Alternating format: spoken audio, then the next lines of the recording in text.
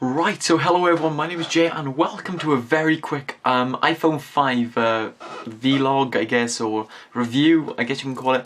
But this is going to be a very quick review on my first 3 days of using it. So I didn't want to do a straight up review, my chair is squeaking. So I didn't want to do a review straight off. I just wanted to use the phone for a few days to give you my idea after my little test of it for a few days. But yeah, I have got the phone for 2 years because I'm on a 2-year contract with O2. So obviously the UK company, I don't know where it is in America and everything, but yeah, so anyway, so the iPhone, I bought the white one. So bought the white one because I've had the black one for 2 years. I had this one, which was the 3GS. So I used that for 2 years. I kept that in quite good condition, as you can see. Not many scratches or anything. The only thing that really got affected by it was, I don't know if you can see it on the camera, but wait for it to autofocus. You can't really see it, but there's a big crack going up the back of it, and that was from dropping it on concrete. So I was out in Spain and I dropped it outside O'Neill, the shop, and it kind of cracked the bottom of it, but that's the only issue I've ever had with it. My friend also cracked the screen on it because he stood on my phone, but I fixed that manually. So all of that works still, so yeah, that works. So yeah, first off we're going to go for size, because I'm going to go through the very basics. You've probably already seen this, but the size is a lot different. What I'm going to do now is put this on the thing for a second, move my tripod over, and we'll just show you really basic what we're looking at by here. So if we move this across and down, you can see the difference in size. So it's a very big difference in size. If I hold it up to the camera like that, you might be able to see it. So there we are. But also we have, let's just put it like that, you can see pretty much the difference then. So the difference we have, because I'm comparing this between the 3GS and the 3GS and the 5, which is a big gap. It's how many phones is that? That's 3 phones apart. So it was obviously the 4 after that, then the 4S, which was, I think, had the Retina screen. So this is a little bit of a step up from the 4S pretty much. It does look a lot like the 4S. It does have the same squared off as the 4 and the 4S. I've never used the 4S myself for more than an hour or something like that, because my friends have all got like 4Ss, because I think I was the first one to jump on the iPhone bandwagon, and then they jumped on it after me, so they automatically went up for the higher upgrade.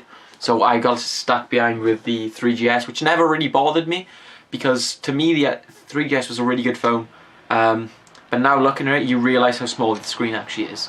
When I first got it I was like, bloody hell, that's huge, and that was 2 years ago. Now I got this. In 2 years I'm going to think this is probably very small, and a tablet will suit me more as a phone. But right, so when I'm looking at the features now, the features that's updated, obviously this has got Siri. So what is the weather looking like today? Better take an umbrella with you today. Here we are. Better take an umbrella with me today. 12 degrees, and that looks about right outside because it is raining. It was what we just expected. What we thought now was just snow, so it hasn't come up to that. But I don't. So obviously this hasn't got Siri because this is the really old model. I think 4S is the only one to have Siri. But yeah, so the new iOS 6 also come out, which come preloaded on this phone, and I could download it for the old phone, so anyone can really get that. But it updated with this thing called Passbook. Don't know what that is.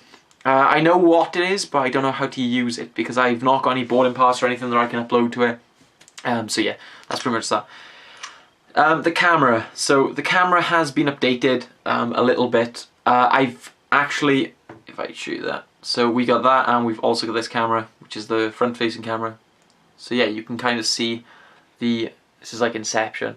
You can kind of see the video camera and setup. So yeah, so yeah, I've actually uploaded a video showing the front-facing camera. So the link to that will be somewhere around here. So I'll put the link to that. But if you want to go and see that, it's only like a 12-second video or something showing off the picture quality. I think it's 720p on YouTube, but it actually is a 1080p quality recording. I think it is. I'm pretty sure it is.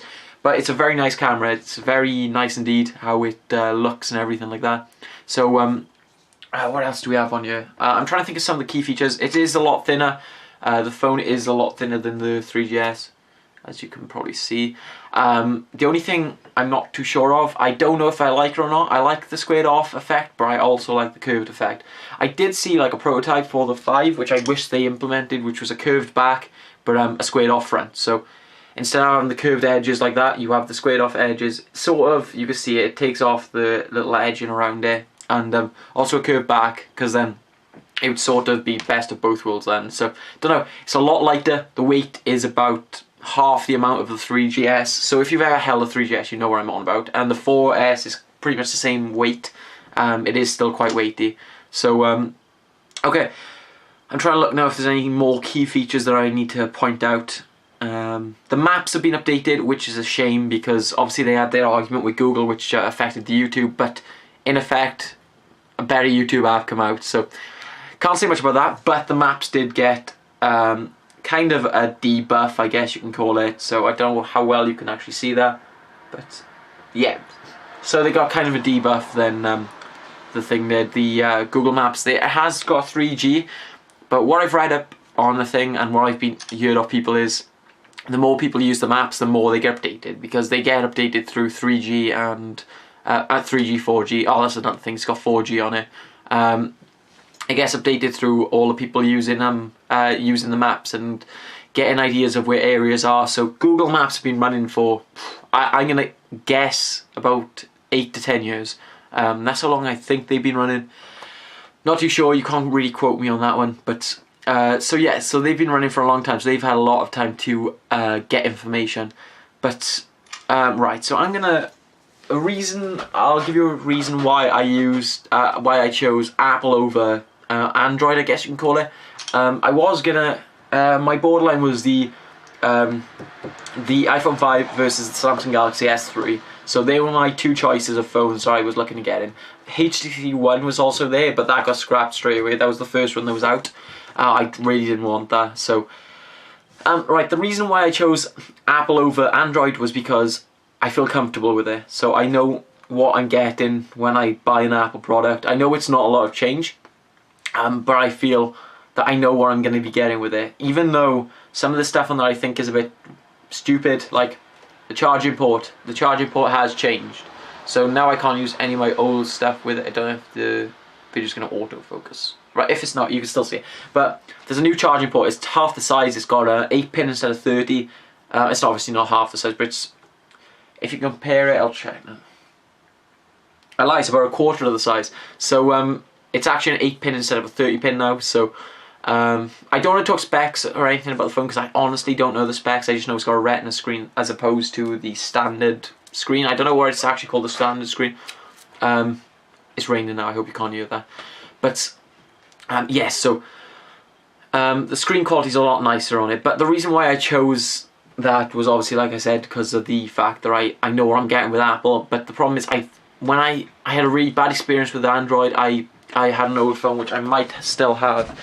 But so I'll show you my old phone. It was obviously it was the first Android system. So Android 1, I think it was called.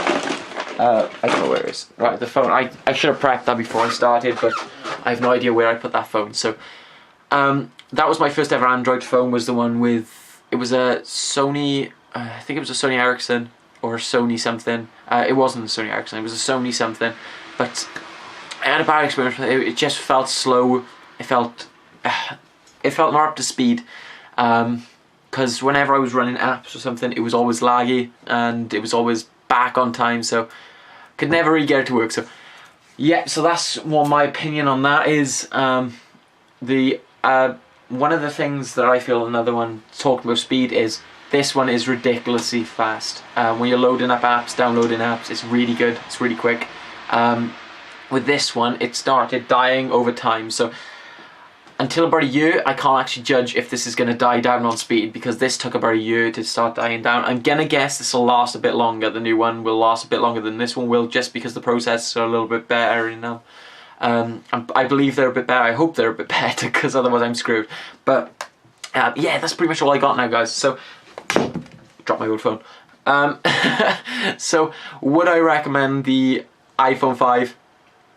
come on, you're coming from me, yes, I would recommend it. So, but it's obviously up to you. It's if you guys like Android and you feel comfortable with Android, go ahead, get the S3 if you want to. If you feel comfortable with Apple and you're willing to stick them out for another 2 years, I'm gonna say iPhone all the way. But I'm not one of these fanboys. I look at both parties. I'm like, I sum up the good and the bad and the overall factor. They both have pretty much the same features. I feel this screen is manageable. It's big enough and it's manageable enough to hold in my hand, use. I use two hands a lot with the phones anyway, but the S3 is about that much bigger. So yeah, it feels a bit too big for me. So that's pretty much another one of the deciding factors. It was that and the comfortable, I can't think of the word, but how comfortable I felt with Apple as opposed to Android. So they were my two main things. But like I said, if it's your choice, guys, at the end of the day. But that's my overall factor. And yes, I do really like this phone. So I'm looking forward to 2 years with it. I did read some reviews that the back scratches very easily.